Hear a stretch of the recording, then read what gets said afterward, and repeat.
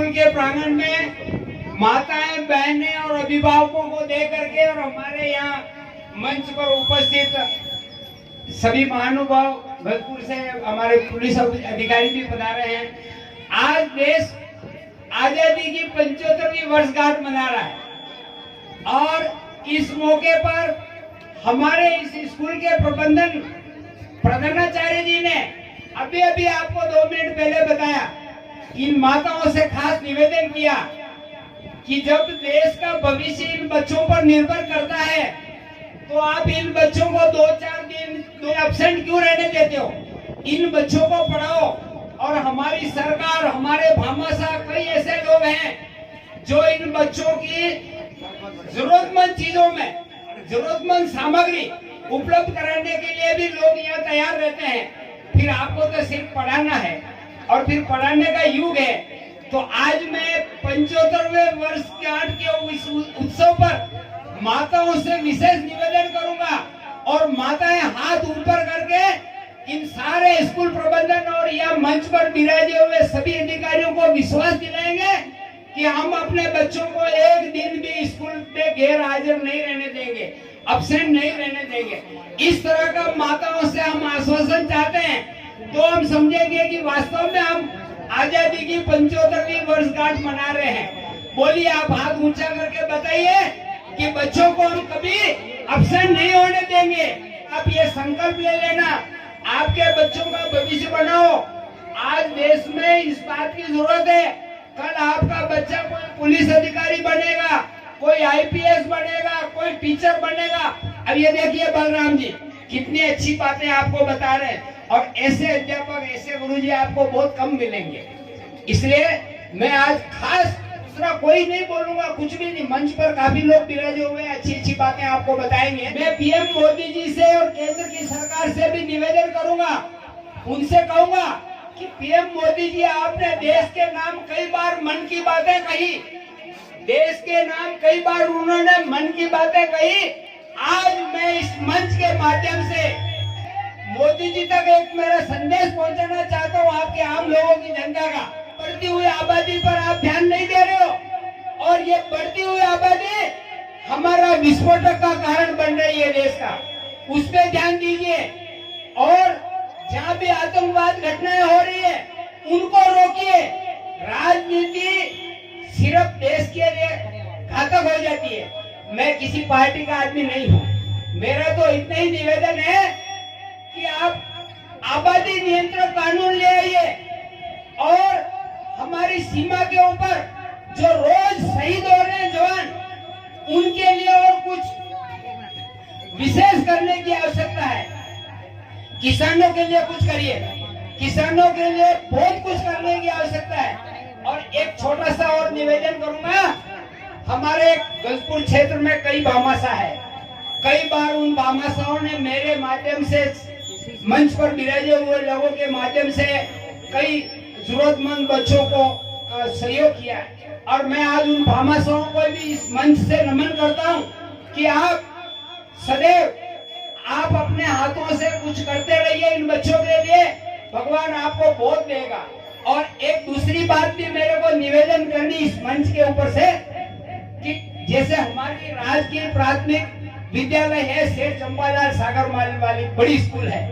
अब वहाँ पर कई लोग ऐसे हैं, 2-4 कुर्सी देते हैं, 100-50 बुक, नोटबुक वगैरह दे देते हैं। अब उस स्कूल में करोड़ों रुपया लगा करके स्कूल बनाई है। तो मैं उन भामाशाहों को निवेदन करता हूँ, करबद्ध प्रार्थना करता हूँ कि ये हमारे गजपुर ग्राम पंचायत की 8-9 स्कूलें हैं, जिनमें कई स्कूलें जहाँ पर आदिवासी बच्चे पढ़ते हैं। तो मेरा उनसे खास निवेदन है कि आप स्कूल के अंदर जो भी बेंच, कुर्सी, चटाई या इन बच्चों को जो जरूरत की चीजें हैं वो कम से कम आप यहाँ पहुँचाओ।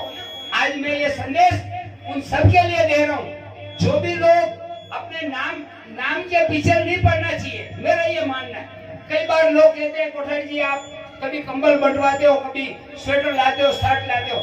अरे मैं माध्यम हूँ, मैं तो आप लोगों को देख करके खुश हो जाता हूँ। वो माइका लाल है जो मुझे उपलब्ध कराते हैं और उनसे ला करके मैं यहाँ वितरण कराता हूँ। ये मेरा अहोभाग्य है कि मैं इतनी सी सेवा कर पाया।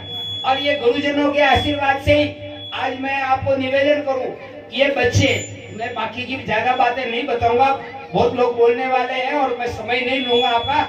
मुझे बार बार यही कहना है, इन युवाओं की तरफ देख करके, इन बच्चों की तरफ देख करके कि आप अपना भविष्य बनाइए।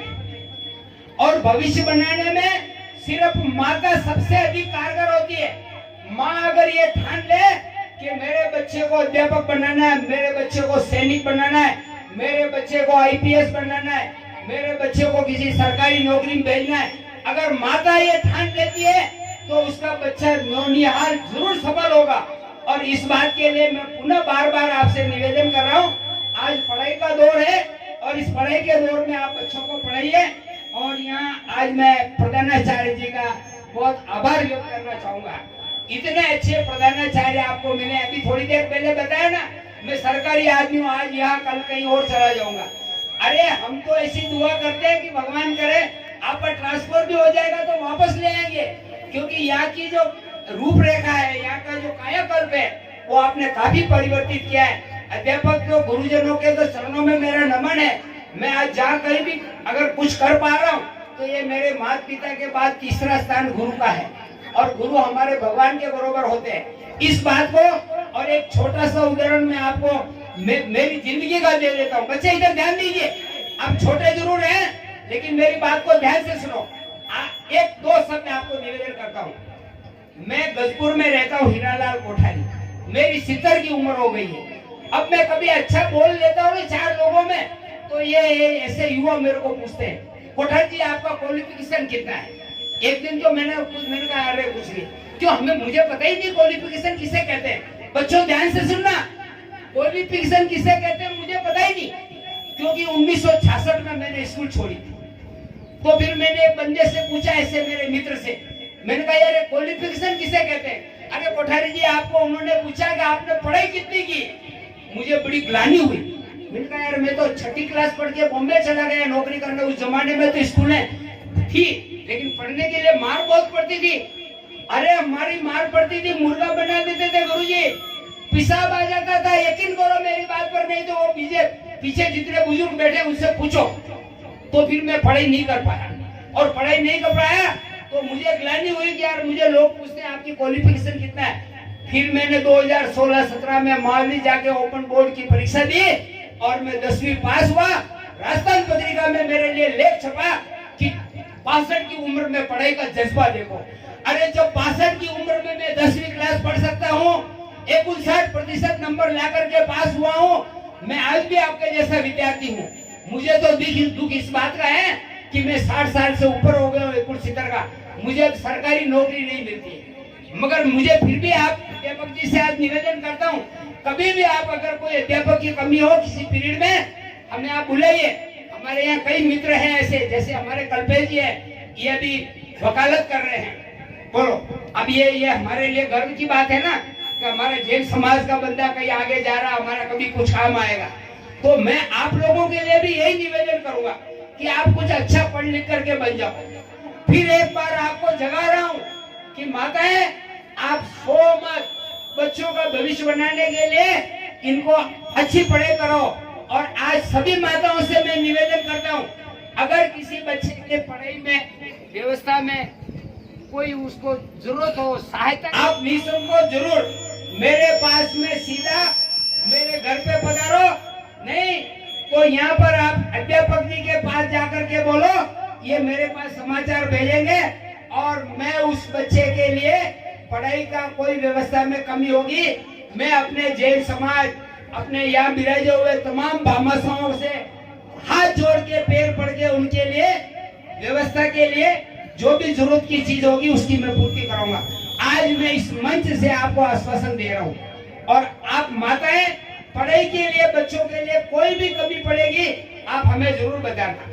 दूसरी बात, आज हमारे लाडले सरपंच साहब समय नहीं निकाल पाए, वो बहुत अच्छे नागरिक है और अभी भी मेरी बीच में चर्चा हुई थी उनसे, तो उन्होंने कहा कि मैं समतलीकरण, स्कूल की दीवार वगैरह का ये काम, इसके प्रयास में हम लगे हुए हैं और ये काम हम आपके यहाँ जल्दी कराएंगे। और इसी तरह से आज लक्ष्मण जी और या सभी मेरे माता पिता तुल्य आप विराजे हैं, आप सबका मैं आभार व्यक्त करता हूँ कि मुझ छोटे से नागरिक को आपने यहाँ बुला करके इतना मान सम्मान दिया। मैं आप लोगों का हमेशा ऋणी रहूंगा। और लास्ट में भारत